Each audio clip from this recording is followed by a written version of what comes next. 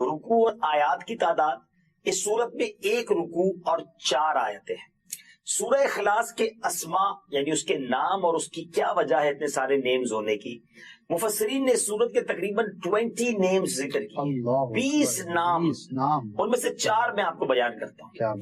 اس سورت میں اللہ تعالیٰ کی خالص توحید کا بیان ہے، اس وجہ سے اسے سورہ اخلاص کہتے ہیں۔ اس سورت میں یہ بتایا گیا کہ اللہ تعالیٰ ہر نقص و عیب سے بری اور ہر شرک سے پاک ہے، اس مناسبت سے اسے سورہ تنزیہ بھی کہتے ہیں۔ اسی طرح جس نے سورت سے تعلق رکھا وہ غیروں سے الگ ہو جاتا ہے، اس لیے اسے سورہ تجرید بھی کہتے ہیں۔ اسے پڑھنے والا جہنم سے نجات پاتا ہے، اس بنا پر اسے سورہ نجات بھی کہتے ہیں۔ کیا بات ہے! اب اتنی فضیلتیں ہیں، حدیثیں اتنی ساری ہیں، اس کی فضائل میں 1-2 حدیثیں آپ کو سناتا ہوں۔ حضرت ابو سعید خدری رضی اللہ تعالی عنہ سے روایت ہے کہ نبی پاک علیہ الصلوۃ والسلام نے ارشاد فرمایا، کیا تم میں سے کوئی اس سے عاجز ہے کہ وہ رات میں قرآن مجید کا 1/3 حصہ پڑھ لے؟ صحابہ کرام علیہ رضوان کو یہ بات مشکل معلوم ہوئی، انہوں نے عرض کی، یا رسول اللہ صلی اللہ تعالی علیہ وسلم، ہم میں سے کون اس کی طاقت رکھتا ہے؟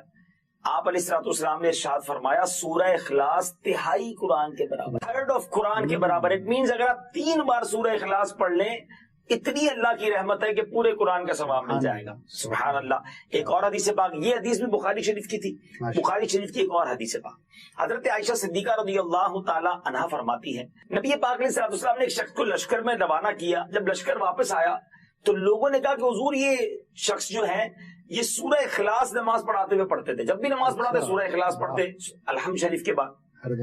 تو جب نبی پاک علیہ الصلوۃ والسلام نے جب لشکر واپس آ کے یہ بات کی تو پیارے آقا علیہ الصلوۃ والسلام نے فرمایا، اس سے پوچھو یہ کیوں ایسا کرتے تھے؟ اچھا۔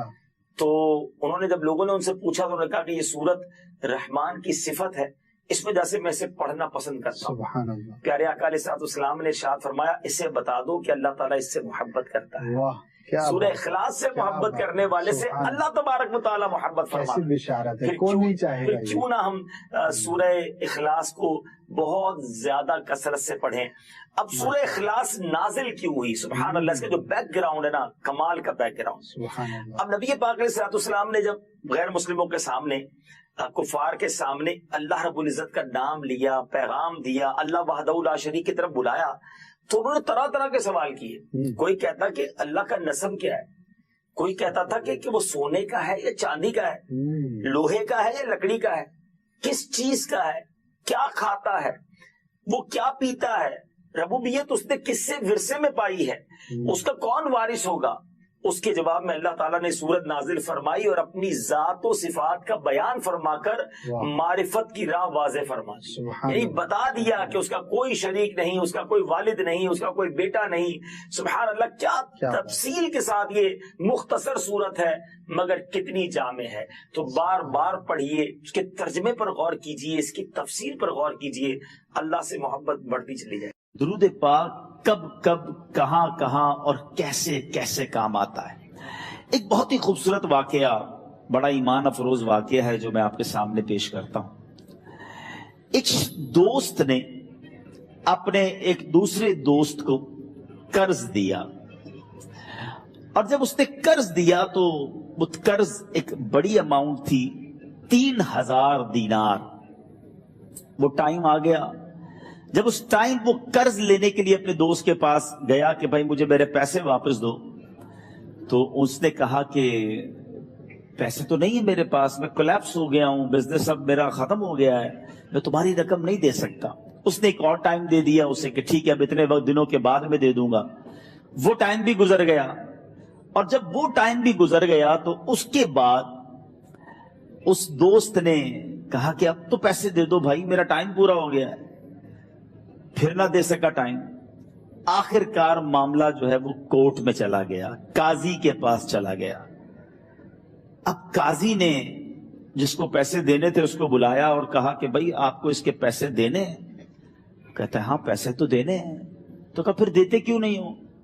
کہا پیسے ہیں ہی نہیں، کاروبار ہی ختم ہو گیا ہے، قرضہ تو لیا تھا، اب میرے پاس بچا ہی کچھ نہیں ہے۔ تو کہا اچھا اب یہ بتاؤ کہ کب دو گے، کیسے دو گے؟ اس نے کہا بس میرے پاس پیسے ہی نہیں ہے۔ تو کہا اب تمہارے پاس 30 دن کا ٹائم ہے، 30 ڈیز میں یا تو اس کے پیسے لوٹا دو یا 30 دن کے بعد تمہیں قید کر دیا جائے گا۔ یہ شخص اب گھر آیا، پیسے تو تھے نہیں، مگر شاید علماء نے لکھا کتابوں میں، یہ واقعہ کئی بڑی بڑی کتابوں میں لکھا اور درود پاک کے فضائل کی بڑی بڑی کتابوں میں لکھا، اور اس شخص نے سوچا کہ اس نے ایک حدیث پاک پڑھی ہوئی تھی کہ جس میں نبی پاک علیہ الصلوۃ والسلام نے فرمایا ہے، جس کا مضمون ہے کہ جو شخص پریشان ہو، مصیبت زدہ ہو، اسے چاہیے کہ مجھ پر کثرت سے درود پاک پڑھے، کیونکہ درود پڑھنا مصیبتوں اور پریشانیوں کو لے جاتا ہے۔ اب اس عاشق رسول نے سوچا اور تو کچھ ہے نہیں، اب میں درود پاک پڑھنا شروع کرتا ہوں۔ صبح سے لے کر شام تک وہ درود پاک پڑھنے لگ گیا۔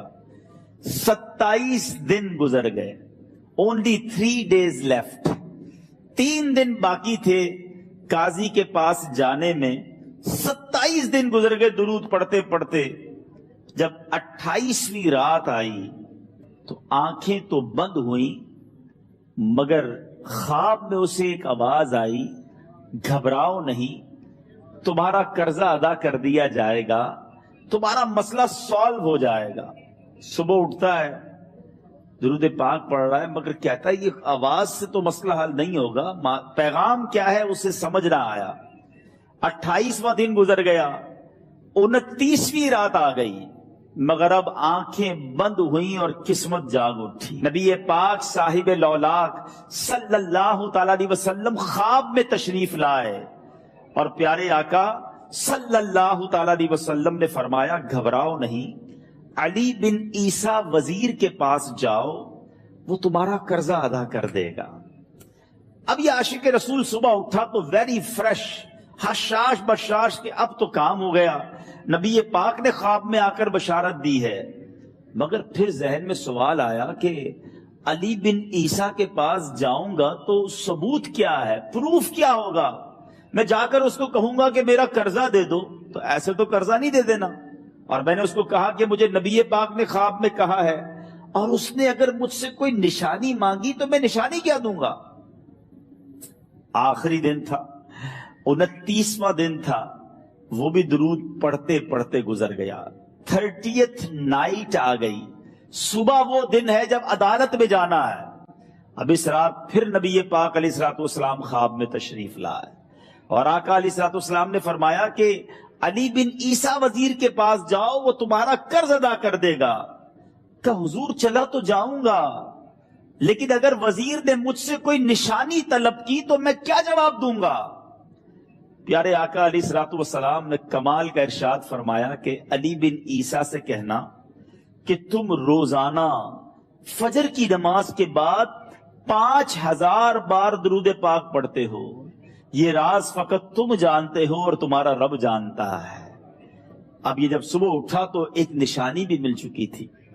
عدالت میں جانے سے پہلے وزیر کے دربار میں پہنچ گیا، اسے یہ ڈر تھا کہ آج پیسے نہ لوٹائے تو سزا ہو سکتی ہے۔ جب وزیر کے دربار میں پہنچا تو وزیر اپنے مشیروں کے ساتھ بیٹھا تھا۔ کہا مجھے آپ سے بات کرنی ہے۔ کہا بتاؤ کیا بات کرنی ہے؟ کہا میں ایک پیغام لایا ہوں آپ کے لیے۔ اچھا کس کا پیغام لائے ہو؟ کہا میں نبی پاک جناب محمد مصطفیٰ صلی اللہ تعالی علیہ وسلم کا پیغام لایا ہوں۔ وہ عاشق رسول وزیر تھا، کہتا بتاؤ میرے آقا نے کیا پیغام دیا ہے؟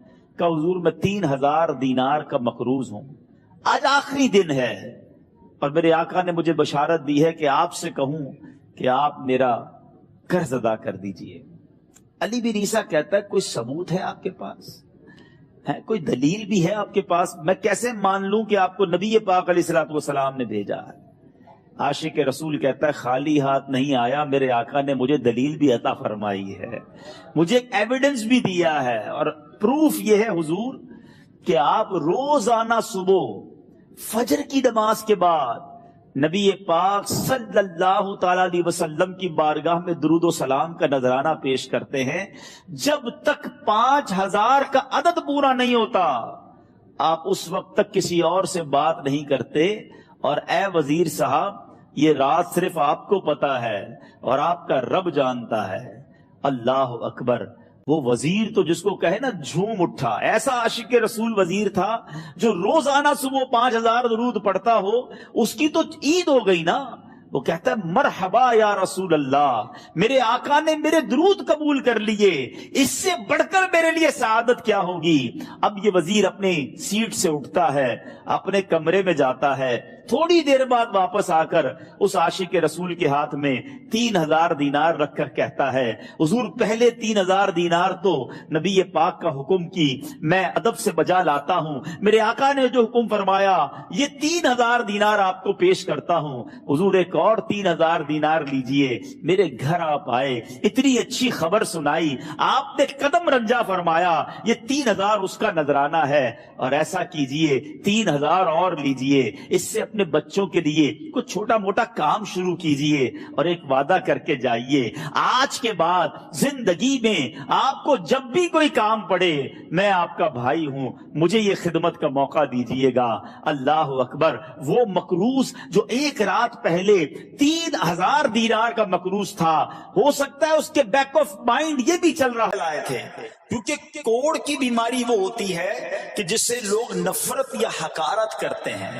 اللہ کے کسی بھی نبی کو کبھی بھی کوئی ایسی بیماری نہیں ہوئی جس کی وجہ سے لوگ اس سے حقارت یا نفرت کریں یا دور بھاگیں، کیونکہ اللہ نے ان نفوس قدسیہ کو، ان نیک بندوں کو، ان منتخب شخصیات کو لوگوں کی ہدایت کے لیے بھیجا ہے۔ ان کو کبھی کوئی ایسی چیز نہیں ہوئی کہ جس سے لوگ گھن کھا کر دور بھاگیں، تو یہ بالکل غلط ہے۔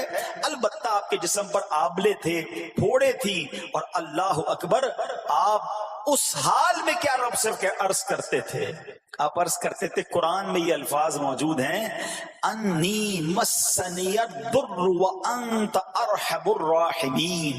ترجمہ کیا ہے؟ مجھے تکلیف پہنچی اور تو سب مہر والوں سے بڑھ کر مہر والا ہے، رحم کرنے والوں میں سب سے بڑھ کر رحم کرنے والا ہے۔ یعنی اللہ کی بارگاہ میں یہ عرض کرتے تھے، یا اللہ تکلیف پہنچی ہے، رحم تو نے کرنا ہے، تو ارحم الراحمین ہے، زمانے سے نہیں کہتے تھے۔ یہاں ایک اور پرابلم ہے، میں کوئی مسئلہ ہوتا ہے، پرابلم آتی ہے، ہم ساری دنیا سے کہتے ہیں یہ مسئلہ ہو گیا، یہ پرابلم ہو گئی۔ نہیں، ساری دنیا میں سے کوئی آپ کا مسئلہ حل نہیں کر سکتا۔ اس سے بات کرو نا جو مسائل کو حل کرنے والا ہے، اس سے عرض کرو نا جو مصیبت کو دور کرنے والا ہے۔ ادھر ادھر جانے کی بجائے پرابلم یہ ہے، جب بھی مشکل آتی ہے ہم سب کے پاس جاتے ہیں، ہم رب کے پاس نہیں جاتے ہیں۔ جاؤ اس کے پاس جو حل المشکلات ہے، جو مصیبتوں کو حل کرنے والا ہے، اس کی بارگاہ میں فریاد کرو۔ وہ شاعر کتنی پیاری بات لکھتے ہیں نا، یہ بہت سارے لوگوں کے لیے درس ہے جو اپنی پرابلمز کے لیے دنیا والوں کے پاس جاتے ہیں۔ ارے اگر پکارنا ہے تو اللہ کی بارگاہ میں پکارو، التجا کرنی ہے تو اللہ کے حبیب سے عرض کرو نا۔ شاعر لکھتے ہیں، کسی کا احسان کیوں اٹھائیں، کسی کو حالات کیوں بتائیں، کسی کا احسان کیوں اٹھائیں، کسی کو حالات کیوں بتائیں، تمہیں سے مانگیں گے تم ہی دو گے، تمہارے در سے ہی لو لگی ہے۔ ہم اللہ کی بارگاہ میں عرض کریں، اللہ کے حبیب کی بارگاہ میں لو لگائیں۔ دنیا والوں کے پاس کچھ نہیں رکھا، لیکن ہم دنیا والوں کو بتا کر اپنے صبر کا ثواب بھی ضائع کر دیتے ہیں۔ دیکھو حضرت ایوب علیہ السلام کا صبر، کسی سے نہ کہا، اللہ کی بارگاہ میں عرض کرتے رہے۔ اب آپ کی آزمائش کا وقت پورا ہوتا ہے، دعا کرتے رہے، التجا کرتے رہے، صبر کرتے رہے۔ حکم ہوا کہ اپنا پاؤں زمین پر مارو۔ حضرت ایوب علیہ السلام نے پاؤں زمین پر مارا تو زمین سے ایک چشمہ پھوٹ اٹھا۔ حکم الہی سے حکم دیا گیا کہ اب اس پانی سے غسل کرو۔ آپ نے جب اس پانی سے غسل کیا تو آپ کی تمام بیماریاں دور ہو گئی۔ پھر آپ 40 قدم چلے، دوبارہ زمین پر قدم مارنے کا حکم دیا۔ قدم مارتے ہی ایک اور خوبصورت لذیذ ٹھنڈے پانی کا چشمہ نمودار ہوا۔ پانی ٹھنڈا، میٹھا اور لذیذ تھا۔ اب آپ نے وہ پانی پیا تو آپ کے باطن میں نور ہی نور پیدا ہو گیا۔ اور آپ کو اعلیٰ درجے کی صحت و نورانیت حاصل ہو گئی. اور سنو، میرا رب تو قادر ہے نا، اللہ تعالیٰ نے آپ کی وہ ساری اولاد جو دب کر کئی سال پہلے مر گئی تھی، انتقال فرما گئے تھے، اللہ نے ان تمام اولاد کو پھر زندہ فرما دیا، اور آپ کی بیوی کو دوبارہ جوانی بخشی، اور اب اس کے بعد بھی آپ کی کثیر اولاد ہوئی. سنو سنو، جو جانور چلے گئے تھے نا، اللہ نے مویشی، اسباب، وہ خزانہ اس سے زیادہ آپ کو پھر سے عطا فرما دیا. صبر کیا تھا نا.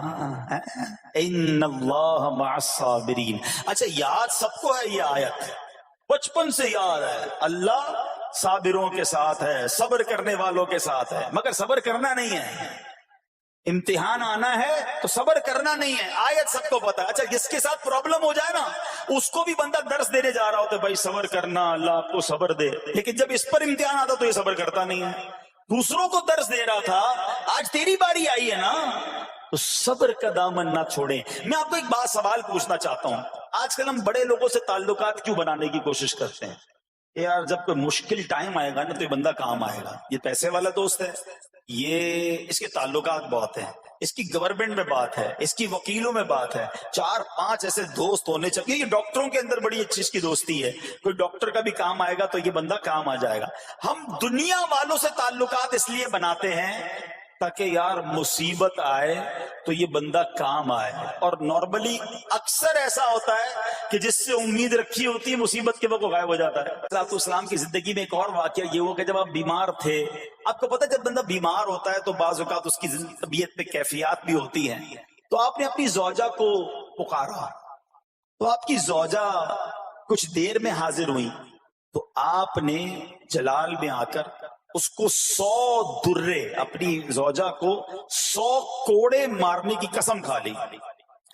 اب جب صحت آ گئی تو قسم تو آپ نے کھائی ہوئی تھی، تو اب کیا کرتے؟ اس بیوی نے تو خدمت بھی بہت کی تھی، اب اسے کوئی خاص کیفیت تھی، آپ نے قسم اٹھا لی تھی. تو سبحان اللہ، ایوب علیہ السلام کو اللہ کریم نے قرآن میں کیا حکم دیا کہ اے ایوب، آپ ایک یعنی 100 جس کو کہتے ہیں تنکے، 100 تنکوں والی جھاڑو لیں اور اس جھاڑو کو ایک مرتبہ اپنی بیوی کو مار دیجئے تو آپ کی قسم جو ہے وہ پوری ہو جائے گی. یعنی قسم کا کفارہ نہیں دینا ہوگا. اللہ اکبر. اللہ نے اس نبی علیہ السلام کی فرما بردار بیوی کی جو سزا تھی یا جو معاملہ تھا اس کو کتنا آسان فرما دیا. تو رب کریم نے قرآن مجید فرقان حمید میں اس کو کس طرح بیان فرمایا، وَخُذْ بِيَدِكَ ضِغْثًا فَاضْرِبْ بِهِ وَلَا تَحْنَثْ، فرمایا کہ اپنے ہاتھ میں ایک جھاڑو لے کر اسے مار دے اور قسم نہ توڑ. اِنَّا وَجَدْنَاهُ صَابِرًا، فرمایا ہم نے اسے صابر پایا. نعم العبد، کیا اچھا بندہ. انہو اواب، بے شک وہ بہت رجوع لانے والا ہے. ارے آج دنیا کسی کو کہے یہ صبر والا ہے، حضرت ایوب کی شان دیکھو کہ رب فرما رہا ہے قرآن میں انا وجدناہ صابرا، اور ہم نے ایوب کو صبر کرنے والا پایا، صابر پایا. اللہ حضرت ایوب کے صبر کے صدقے ہمیں بھی صابرین میں شامل فرما لے. اللہ اکبر، سبحان اللہ. اور رب کریم نے جو اواب فرمایا، علماء کہتے ہیں کہ یہ اواب کے لاجواب خطاب کو جو آپ کے سر مبارک پر ایک تاج کی طرح رکھ دیا گیا، کیونکہ اواب کے معنی کیا ہے؟ انہو اواب، بے شک وہ بہت رجوع لانے والا ہے. اللہ اکبر. صبر کیا تو رب نے کیسے کیسے القاب جو ہیں وہ قرآن میں عطا فرمائے. یہاں ایک اور بات بھی سیکھنے والی ہے کہ حضرت ایوب علیہ السلام کے صبر کا کمال یہ ہے کہ قرآن میں ذکر آ گیا. آپ صبح قیامت تک حافظ تلاوت کریں گے، تراویح میں قرآن پڑھا جائے گا، جب بھی قرآن کی تلاوت دنیا کے کونے کونے میں کی جائے گی، قیامت تک حضرت ایوب کے صبر کا ذکر ہوتا رہے گا. جب آپ صبر کرتے ہیں اللہ رسول کو راضی کر لیتے ہیں، اللہ ان ناموں کو بلند فرما دیتا ہے. بہرحال میرے پیارے اسلامی بھائیوں، اب یہاں تھوڑا سا ایک شرعی مسئلہ بھی سمجھ لیں. بعض اوقات کہ آپ لفظ سنتے ہیلا، اچھا کچھ لوگ جب یہ لفظ ہیلا سنتے ہیں تو کنفیوز ہو جاتے ہیں، یار یہ کیا، ایک کام کرنا تھا اس کو ایک اور طریقے سے کر دیا، ہمیں سمجھ نہیں آ رہا. عجیب عجیب سی لوگ باتیں کرتے ہیں. سبحان اللہ. علماء فرماتے ہیں، پہلے ہیلے کا مسئلہ سمجھ لیں. فتاوی عالمگیری میں ہے، جو ہیلا کسی کا حق مارنے یا اس میں شبہ پیدا کرنے یا باطل ذریعے سے فریب دینے کے لیے کیا جائے وہ مکروہ ہے، اور جو ہیلا اس لیے کیا جائے کہ آدمی حرام سے بچ جائے یا حلال کو حاصل کر لے وہ اچھا ہے. انما الاعمال بالنیات. غلط نیت سے ہیلا کہ کسی کا حق دبا لوں یا معاذ اللہ زکوٰۃ ادا ہی نہ کرنی پڑے، اللہ کو کوئی دھوکہ نہیں دے سکتا، اللہ دیکھ رہا ہے کہ اس کی نیت کیا ہے. لیکن ہیلا اس لیے ہے کہ حرام سے بچ جائے، حلال حاصل کر لیا جائے. تو اس کی جو جواز کی صورتیں ہیں علماء نے فرمائی یہ آیت اس میں دلیل ہے. اور آیت کیا تھی؟ وَخُذْ بِيَدِكَ ضِغْثًا فَاضْرِبْ بِهِ وَلَا تَحْنَثْ. اور فرمایا اپنے ہاتھ سے ایک جھاڑو لے کر اسے مار دو اور قسم نہ توڑو. قسم تو 100 کوڑے مارنے کی تھی، اللہ کریم نے آسانی کا راستہ بتایا. ہاں ایک بات یاد رہے، یہ بڑی امپورٹنٹ بات کرنے جا رہا ہوں کہ مفتیان کرام، قابل اعتماد مفتیان کرام سے رہنمائی لے کر ہم جیسے لوگوں کو، عوام الناس کو کوئی ہیلا اپنے طور پہ نہیں کر لینا چاہیے. ہاں کیونکہ بعض ہیلوں کی شرعی طور پر اجازت نہیں ہوتی، اور بعض اوقات ہیلا کرنے میں ایسی غلطی لوگ کر جاتے ہیں جن کی وجہ سے ہیلا ہوتا ہی نہیں ہے. تو یہاں صرف آپ کو دلیل بتانا تھا. باقی اگر کسی قسم کا کوئی شرعی ہیلا کرنا ہے تو قابل اعتماد مفتیان کرام سے رجوع کیا جائے. سبحان اللہ. اب حضرت ایوب علیہ السلام کے صبر کی بات ہوئی ہے نا، اللہ نے پتہ ہے آپ کو کتنا مقام عطا فرمایا کہ نبی کریم صلی اللہ تعالی علیہ وآلہ وسلم نے ارشاد فرمایا حضرت ایوب لوگوں میں سب سے بڑھ کر عالم، صابر اور غصہ پینے والے تھے. حضرت ابن مسعود رضی اللہ تعالیٰ عنہ سے مروی ہے کہ حضرت ایوب علیہ السلام قیامت کے دن صبر کرنے والوں کے سردار ہوں گے. ہاں صبر کرنے والوں کے بھی سردار ہوں گے. اچھا بعض اوقات ہوتا کیا ہے، اچانک کوئی پرابلم آ گئی، کہیں آگ لگ گئی، گاڑی میں نقصان ہو گیا، پیسے چوری ہو گئے، موبائل چوری ہو گیا، کوئی چیز میں نقصان ہو گیا، کاروبار میں نقصان ہو گیا، صحت خراب ہوئی. بندہ کہتا ہے یار یہ میرے ساتھ کیوں ہوا ہے، میں نے ایسا کیا کیا ہے. بعض اوقات زبان سے شکوے، شکایت، حالانکہ قرآن مجید فرقان حمید نے تو پہلے ہی ہمیں بتا دیا ہے. ہمارا پرابلم پتہ ہی کیا ہے، ہم بہت ساری باتیں جانتے ہیں دنیا کی، قرآن و حدیث پڑھتے نہیں ہیں تو مینٹلی پریپیئرڈ نہیں رہتے. آپ کو پہلے ہی پتا ہو کہ یار گرمیاں آنے والی ہیں تو اچانک گرمیاں آئیں گی تو پریشان نہیں ہوں گے نا. آپ کو پتا تھا جون جولائی میں گرمی ہوتی ہے، بھائی سردیاں نہیں ہوتی. آپ پنکھا بھی تیار رکھتے ہیں، ٹھنڈا پانی کا انتظام بھی رکھتے ہیں، گرمی کے وقت باہر کم نکلتے ہیں. اور سردیاں آتی ہیں آپ کو پہلے ہی پتا ہوتا ہے، رضائی تیار کر لیتے ہیں، سویٹر نکال لیتے ہیں. ایسا نہیں ہوتا کہ صبح اٹھتے تو 40 ڈگری ہوتا ہے، دوسرے دن اٹھتے تو 5 ڈگری ہوتا ہے. بندہ کہ یار آج ٹھنڈ کی ہو گئی، کل گرمی کی ہو گئی. مینٹلی پریپیئرڈ جب بندہ ہوتا ہے تو وہ تیار ہوتا ہے. اگر جو قرآن پڑھنے والا ہے، حدیث پڑھنے والا ہے، اس کو تو پہلے ہی مینٹلی پریپیئرڈ ہونا ہے. کیوں؟ قرآن کا وعدہ ہے نا، قرآن کا اعلان سنو. اللہ کریم قرآن مجید میں کیا ارشاد فرماتا ہے؟ بسم اللہ الرحمن الرحیم وَلَنَبْلُوَنَّكُمْ بِشَيْءٍ مِّنَ الْخَوْفِ وَالْجُوعِ وَنَقْصٍ مِّنَ الْأَمْوَالِ وَالْأَنفُسِ وَالثَّمَرَاتِ وَبَشِّرِ الصَّابِرِينَ. اور ضرور ہم تمہیں آزمائیں گے. کیا فرمایا؟ ضرور آزمائیں گے، تیار رہو. دیر از ایگزامینیشن. اچھا آزمائش کن کی چیزوں کی ہوگی؟ سبحان اللہ. قرآن نے لسٹ بھی دے دی ہے کہ آزمائش کیا ہوگی. فرمایا کچھ ڈر سے، اچانک خوف آ جاتا ہے نا، کوئی دشمن آ جاتا ہے، کوئی دھمکی دے رہا ہوتا ہے، اچانک حالات خراب ہو جاتے ہیں، دل میں خوف بیٹھ جاتا ہے. پھر فرمایا بھوک سے، مال کم ہو گیا، تنگی آ گئی تو بھوک سے. پھر فرمایا کچھ مالوں اور جانوں اور پھلوں کی کمی سے. کبھی کاروبار میں نقصان ہوگا، کبھی کسی کے باغات ہے تو باغ فصل اجڑ سکتی ہے، آپ کو کوئی نقصان ہو سکتا ہے، کسی جگہ آگ لگ سکتی ہے. اور جانوں کی کمی سے بیماری بھی آ سکتی ہے. مگر آگے کیا فرمایا؟ وَبَشِّرِ الصَّابِرِينَ. خوشخبری سنا ان صبر والوں کو. اور جب سبحان اللہ یہ ایگزام آتا ہے نا، جو اس ایگزام سے نکل جاتا ہے تو رب نے فرمایا خوشخبری ہے. اللہ اکبر. ہم نے زندگی میں دیکھا ہے جس نے مصیبت پر صبر کیا، اللہ کی رضا پر راضی رہا، اللہ نے مشکل سے بھی نکالا اور پہلے سے اسے زیادہ عطا فرما دیا. ہمارا پرابلم ہی ہم ٹیسٹ میں فیل ہو جاتے ہیں. جیسے ہی امتحان شروع ہوا، واویلا شروع، شور شروع، شکوے شروع. سب کو بتانا، حالانکہ کر کوئی نہیں سکتا لیکن سب کو بتائیں گے. نہ کرو ایسا، میں جانوں میرا رب جانے، مجھے کیوں کسی کو بتانا. ہاں وہ کریم ہے، وہ دیکھ رہا ہے کہ میرا بندہ صبر کر رہا ہے. سبحان اللہ. حضرت سیدنا امام ابو جعفر محمد بن جریر طبری تفسیر طبری میں اس آیت مبارک کے تحت فرماتے ہیں، یعنی ہم تمہیں دشمن کے خوف، قحط سالی، شدید بھوک و فقر و فاقہ، فصلوں کی کمی، مقاصد کے حصول میں مشکلات، کفار سے جنگ کے دوران افرادی قوت میں کمی اور اہل و عیال کی موت وغیرہ کے ذریعے آزمائیں گے. اور یہ سب چیزیں بطور امتحان ہوں گی تاکہ تمہارے سچے جھوٹوں سے اور اہل بصیرت منافقوں سے جدا ہو جائیں. یعنی اس ٹیسٹ میں پتا چل جائے گا کون اللہ والا ہے، کون صبر والا ہے، کون اللہ کی رضا پر راضی رہنے والا ہے. سنو سنو، جب یہ تکلیف آتی ہے نا تو اس کا پھر اجر کتنا ملتا ہے. شہنشاہ نبوت، مخزن جود و سخاوت صلی اللہ تعالی علیہ وسلم نے ارشاد فرمایا، جو دنیا میں ہی اپنی ہر خواہش کی تکمیل کر لے تو یہ چیز آخرت میں اس کے اور اس کی خواہش کے درمیان آڑ اور پردہ بن جائے گی.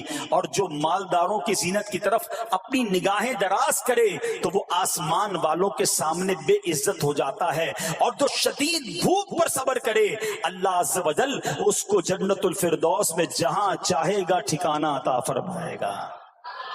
ہاں، ہر چیز پوری ہو جائے، جو چاہیے وہ مل جائے، یہ نہیں ہونا چاہیے. کچھ نہ کچھ آزمائشیں آئیں گی اور اگر سب ادھر مل گیا تو ادھر پھر کیا ملے گا.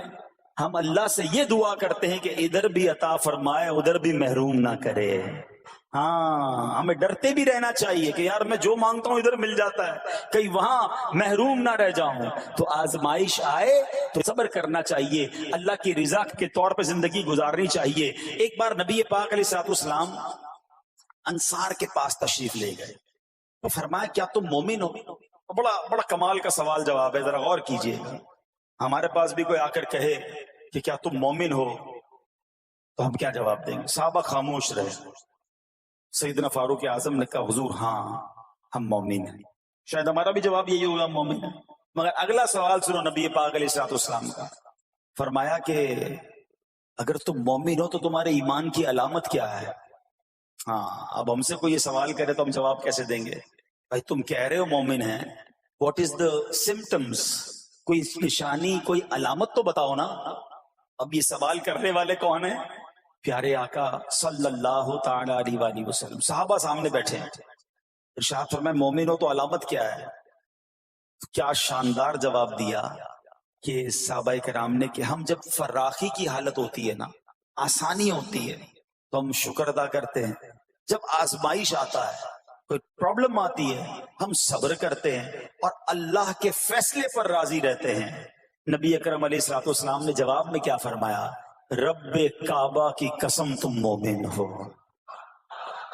تو پتہ یہ چلا کہ مومن ہونے کی نشانی یہ ہے کہ جب اچھے دن آئیں تو شکر کرے اور مشکل کے دن آئیں تو اللہ کی رضا پر، اللہ کے فیصلوں پر راضی رہے، صبر کرے. سنو، اللہ عز و جل فرماتا ہے کہ جب میں کسی بندے کو بیماری میں